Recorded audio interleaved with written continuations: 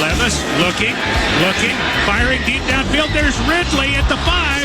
Ridley in the end zone. Touchdown, Titans!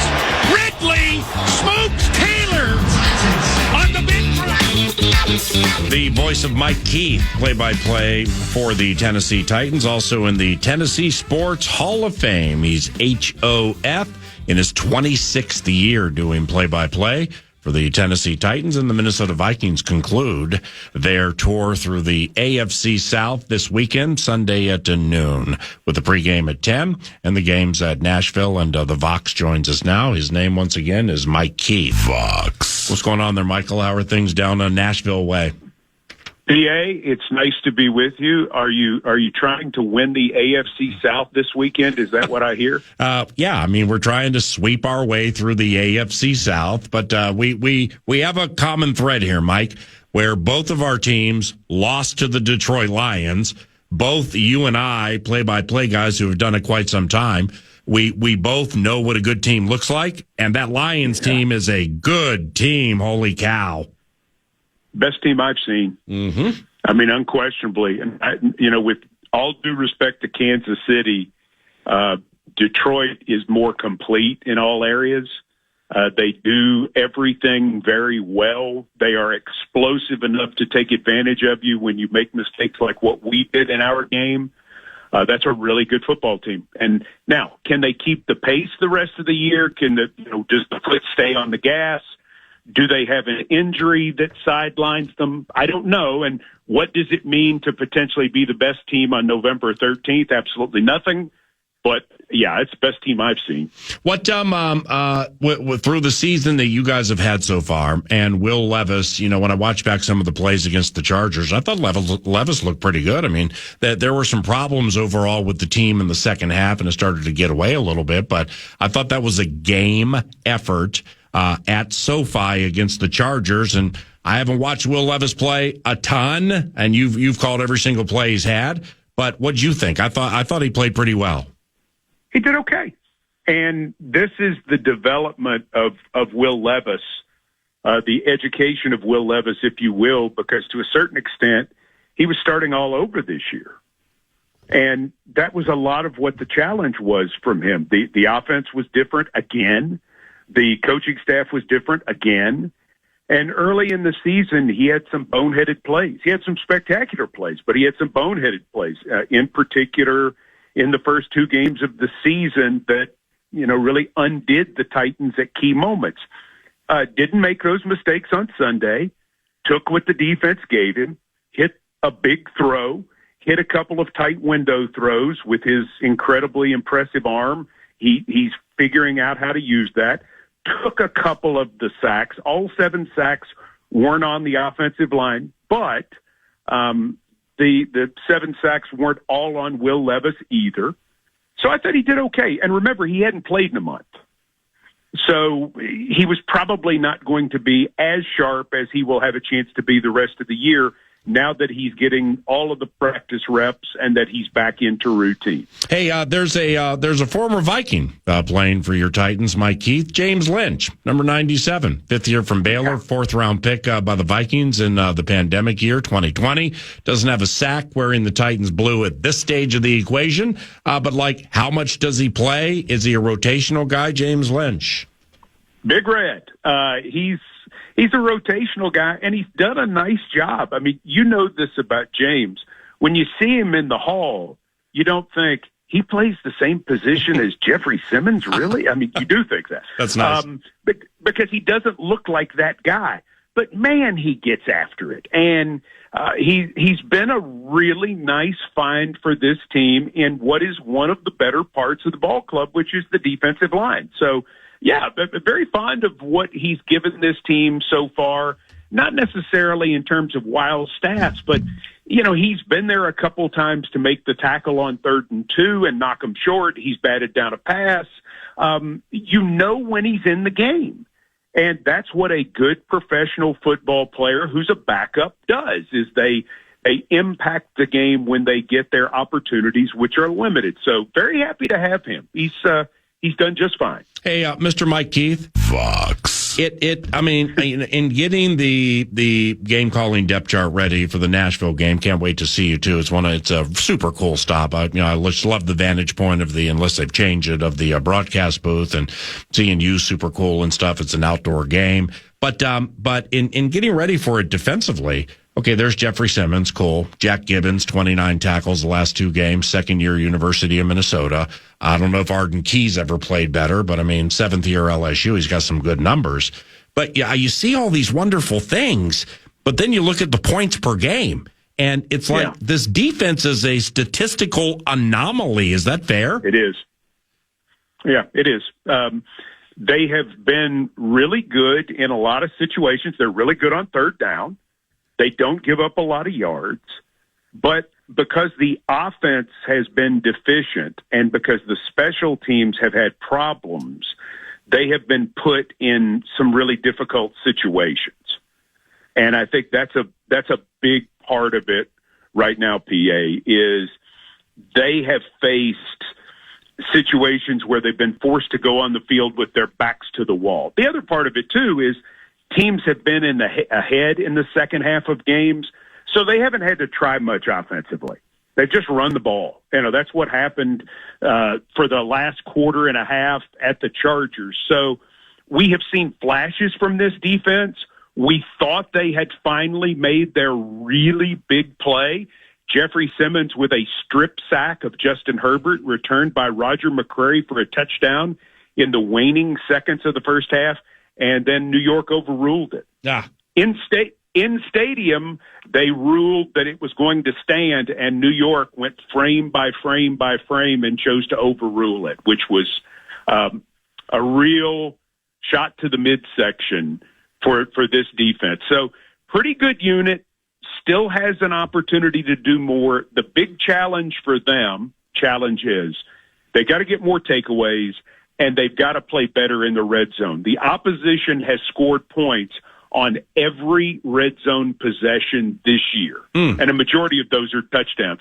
That's an area on them where they can clearly be better, but they've got talent. Tell Coach McGinnis I say hi, and I'll see you guys this weekend, okay? I will. See you, brother.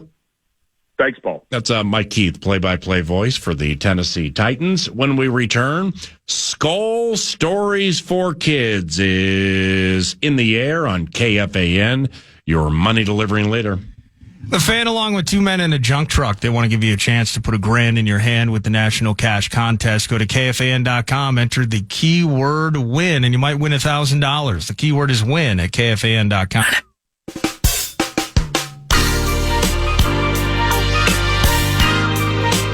Right on. This is sweet. You ready for it? Yeah, just let me have a moment to fully embrace the ba da da da da da da da da. 9 to noon. The baby part of it coming out. Skol Stories for Kids. I love it. Yay! All right, gather round. Gather round, everybody. It is indeed time for another edition of Skol Stories for Kids. It's a beautiful thing. And here we go. Listen closely. Another season with frequently changing but grand expectations. Another season where some of us cling to an utterly false realization. It's because we yearn for it. We are rubes. It's week-to-week anticipation. Hoping that sometime in February, a historical manifestation. But first things first, the Giants game. Let's hope it's easy loot. Kid McCarthy's hurt, and we're starting Sam Darnold without a parachute. At least Flores is reliable out of the gates, and he's certain to add a wrinkle. And it appears in this one, it came in the form of Andrew Van Ginkel. And here comes Daniel Jones, 12 of 22 for 111 yards. Vikes lead 21-6. Jones. Oh, he threw it to Van Ginkel. Touchdown! That's the 4th touchdown in Andrew Van Ginkel's career. And he read Daniel Jones like a book, and that book had a happy ending. 27-6, Minnesota. Game was over in the third, and it ended with a yawn. Easy as pie, they say, and we were over it by dawn. If you Google dudes in hats driving tiny cars, well, that's the Shriners. cute like babyface Brock trying to win games with the Niners. This was where the fun was supposed to end. Debo and Kittle and Ayuk, oh my, how do you defend? Flores doesn't shop for cover 2 corners at any 7-Eleven, but Justin Jefferson is open all day from 97. 2nd and 9 for the Vikings from their own 3. Darnold under center. Play action to Jones. Back to pass. Bosa picked up. Deep shot. Jefferson. Yes! Caught at the 50. Heads left to the 40. Cuts back to the 25. Heads to the right. He's trying to outrun the Niners. To the 5. Touchdown! A 97-yard touchdown from Sam Darnold to Justin Jefferson. And your Minnesota Vikings have a 9-0 lead. It was a field goal drive late to seal it. Some Vikings fans looking at emotional scabs trying not to peel it. Dipping toes into the murky waters, not fully invested. I mean, it's week 2. Sure, they were a contender, but how much were they really tested? So now it's the Texans, the trendy belle of the ball. Chart says he won't cut his hair until D'Amico's team wins it all. So clearly, we're all rooting for that, but still, how cool was it to learn to pronounce the name Camus Grugier Hill? Speaking of Ohio State, the former Buckeye, C.J. Stroud, is intercepted on the second play of the game. And the ball was tipped at the line of scrimmage. And the Minnesota Vikings have turned over the Houston Texans. Welcome to the lineup, Camus Grugier Hill. 9th year from Eastern Illinois, replacing Ivan Pace, and he came up big. The beatdown was on, and I felt bad for C.J. Stroud. His O-line is hideous. 4 bone-crushing sacks allowed. Early third, 21-0 Vikes drama-free. I mean, these types of wins are always great, but just for fun, let's see the Alabama rookie blasted from 58. This is a What do we got here? 58-yard try, right hash by Reichert. His first 50-yard attempt in the National Football League. Snap spot. Reichert's kick with plenty of leg, and he hit went through. He hit the upright, and it went through. This kid's unbelievable. A 58-yard make by Reichert. He hit from 57 preseason at Philadelphia. Hit from 52 for a long at Alabama. He hit from 53 for a long at Hoover High School in Alabama. But that one, I assume, hit the upright because I heard it. And the depth chart deep dive there is fantastic. But the team is undefeated, and we're feeling our collective oats. Oh, and Sam Darnold slinging it like he's the great ginger goat. Player of the month eventually, in fact, after week 4 at Lambeau, where in the second quarter it was 28-0, though. First and goal from the 14. Darnold out of the shotgun, puts Jefferson in motion to the right. He'll go that way to the end zone. Caught! Touchdown! Are you kidding me with that catch? Justin Jefferson with a 14-yard touchdown grab. And the Minnesota Vikings lead the Green Bay Packers at Lambeau Field 27-0 with 5:28 to go in the first half. How about this? But life's sense of humor has a say in this particular story, the blunt obviousness of fate. No need for an allegory. A moment where porcelain gods were prayed to and the worm did indeed turn. Jalen Naylor fielding a punt in the bright sun, and man, the sting burned. Jalen Naylor back to return the punt after Brandon Powell got shaken up. Naylor retreats, calls for a fair catch, and he muffed it. And this is going to be a Green Bay Packers. It's not a touchdown. Yeah, you can't advance it, so they're at the 3 first and goal. Oh, man. I mean, Naylor was moonwalking, tried to catch it above his helmet, might have been looking up into the sun. My man. 22 points in the fourth had us fans in a blur. In the end, however, we still dropped an L on LeFleur. We're all happy for Jordan Love. He definitely doesn't suck. But for our sake, keep throwing off that back foot. Best of luck. Speaking of the pack, next up is Jordan's predecessor. The Jets rolling out Rodgers, the version, well, so much lesser. In the spirit of Shakespeare's idea, the hoist of one's own petard. New York trying to foist upon us the con game known as Alan Lazard. It was kegs and eggs in the States while our squad battled across the Atlantic. Our defense was making future HOF frustrated, and frantic. The Jets are 0 of 2 on third down. This is 3rd and 6 from the Vikings 38. 3 receivers right, 1 left. They blitz Rodgers, intercepted, and they pay for it. Picked off by Van Ginkel, near side to the 50, on the sideline 40, and is loose. Touchdown! Andrew Van Ginkel has put Aaron Rodgers on the 5th pick 6 of his career. It's a 63-yard return, and the Minnesota Vikings have taken a 9-0 lead. Lopsided again. The Tottenham crowd, certainly purple inspired, and nobody knew at the time that Robert Saleh would end up getting fired. But it was sweaty in the end, like a punk show at the Fillmore, until we got a period on this run-on sentence in the form of Stephon Gilmore. The Jets 5 of 16 on third down. Rodgers back to pass, fade right, and intercepted. Did Gilmore pick it off? Come on, the Vikings. Yes, Vikings ball. I believe it was Stephon Gilmore, but he's being mugged by his teammates, and why wouldn't he? The Minnesota Vikings are going to improve to 5-0. Stephon Gilmore, with his first interception wearing the colors, has sent the Vikings into the bye week with an interception of Aaron Rodgers and what will be their 5th consecutive victory. Well done, young man. Into the bye, cloud 9, and you can't ignore the team's undefeated when some of us thought they'd be 1-4. But isn't the bye about getting healthy and such? You know, what the hell happened to Blake Cashman and his diseased toe? But opposing teams see Flores like the movie Death Wish with Charles Bronson. Except for this Lions OC, I mean, you know, Ben Johnson. In late game moments, ensuing celebrations, Cam Bynum, we know he's terrific. But Jahmyr Gibbs shows up and makes him look horrific. First down for the Lions from the Vikings 46.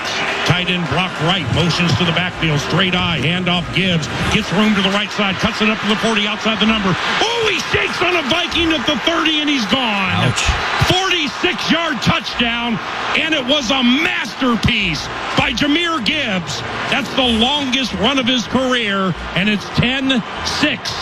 Minnesota. Jeez, why don't you just cheer for the Lions, PA? My goodness. Finally, our favorite team has faced some adversity. Tougher challenge than supporting the cost of tuition at the average university. Second quarter onslaught, Lions roaring and looking to feed, but the defense woke up for a moment to help us take the lead. And Metellus is up there to the right of Van Ginkel on 2nd and 10. Goff play action again. No, in fact, they're going to hand this one up. It's picked up by Ivan Pace Jr. inside the 10. Touchdown!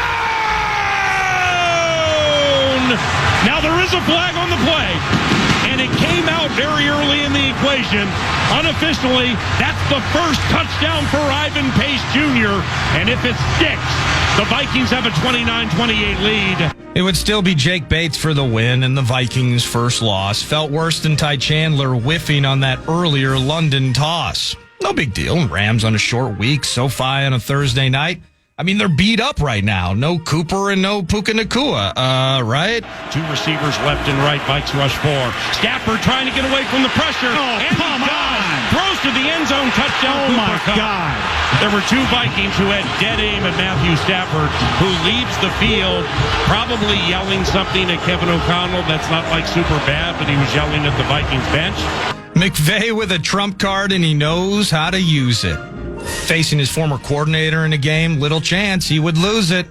And while this isn't the reason the Purple didn't get the dub, I mean, how can the NFL with a straight face, with Trey Blake, try to defend this flub? 2nd and 10 from the 5. Darnold back to pass, 4-man rush. Sam looking to throw from the end zone. It's a safety and the game is over. Byron Young threw down Sam Darnold in the end zone. By his face. And it's a safety. There are no flags on the play. The Rams have taken a 30-20 lead. 5-2. Better than we thought in July, we all say. But our bitterness sinks in. We unconsciously enjoy the hard way. Darisaw lost for the season. We need a reason to believe. A refrain of tank for a draft pick creeps in. That's one of my biggest pet peeves. Cam Robinson rolls in. Wonderful move by Kwesi. Moss is selling hope with the Vikings country show up at a bar in Stacy. Anyone who thought the season was over was a total wacko, because it's the Colts, and this ain't 2012 playoffs, Joe Flacco. 3 receivers left, 1 out to the right. Taylor to the right of Flacco. Vikings rush 4. Flacco throwing left. Intercepted Byron Murphy Jr. And Flacco threw it right to him. That's an interception for the Minnesota Vikings, leading 14-7. And Bogo Ball has been activated. But we're in the business of keeping it close. Passing on 3rd and short has some people saying, ugh, gross. But for those thinking the interior of the O-line is kaput, I've been told that Bradbury is absolved of guilt because he stepped on Ed's foot. Darnold from under center, play action. Now he's hit. Ball came out. Flag on the play. Colts have picked it up, and carrying to the end zone is Kenny Moore II for a fumble recovery touchdown pending infraction. I believe it was Grover Stewart. No, we can only hope that it was a penalty somehow on the defense. Spoiler alert, it was a return touchdown. A win is a win, though, and there wasn't too much self-inflicted drama. Though in the last month, we've all aged more than former President Obama. Shooting from the lip, confident by word of mouth. The purple Grim Reaper approaches the next door of the AFC South. It's the Jags, and the whole operation's really a total mess. Half of the team is jealous of Cam Robinson if they're forced to confess. Style points on the menu with Mac Jones running their team. But then we actually play the game, and it's kind of like a 3-hour-long bad dream.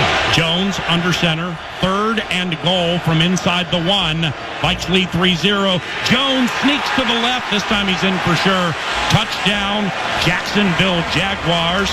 And for the Jacksonville native, Mac Jones, that's his first touchdown since joining the Jaguars, who lead 6-3. All good. Beatdown still in play. Our high-end offense should also have a say. But Sam, the man on the fan, who in recent years is an also-ran, has begun deviating heavily from the highly proven and successful plan. From the Jaguars 18, Darnold out of the shotgun, 4-man rush, straight drop. He'll fire right to the end zone, and it's intercepted. Seriously? Third pass picked off today by the Jaguars, and there's a flag on the play as the interceptor, Darnell Savage, the former Packer, heads to the right side.